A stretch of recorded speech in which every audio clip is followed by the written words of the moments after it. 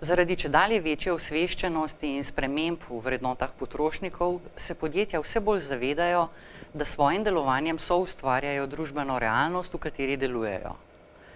Za njihov uspeh so zato bistvenega pomena etično in trajnostno delovanje, uspešno in učinkovito vodstveno upravljanje ter sprejemanje ukrepov za družbeno odgovoren odnos do vseh deležnikov podjetja ali na kratko, družbeno odgovorno poslovanje. Podjetja, ki se zavedajo gospodarskih, okoljskih in socialnih vplivov, ki jih imajo na lokalno in globalno družbo, se prostovoljno odločajo prispevati k boljši družbi in boljšemu neposrednemu okolju, v katerem delujejo. S takšnim pristopom pomembno prispevajo k celostnemu poslovnemu zdravju podjetja. S trajnostnim poročanjem, kot ključnim orodjem za verodostojno komunikacijo z vsemi deležniki podjetja, ki jih podjetja obveščajo, sprašujejo in vključujejo v svoje odločitve, se podjetja vse bolj posvečajo razvoju odnosov in odgovornemu upravljanju z deležniki.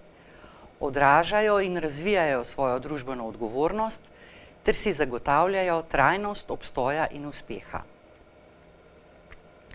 Več o tem, zakaj na pot trajnosti, kakšne so njene prednosti, kakšni so vložki, kakšna je korist in kakšen je trajnostni model poslovanja, ter kako lahko trajnostno poročanje podjetij pomaga k uspešnemu usklajevanju različnih interesov deležnikov s cilji in strateško vizijo podjetja, govori priročnik Trajnost je prednost, ki je izšel v sodelovanju Strateško-razvojno-inovacijskega partnerstva Materiali kot končni produkti in Združenja kovinske industrije Gospodarske zbornice Slovenije, avtoric Janje Neje Petkovšek in Petre Flerin.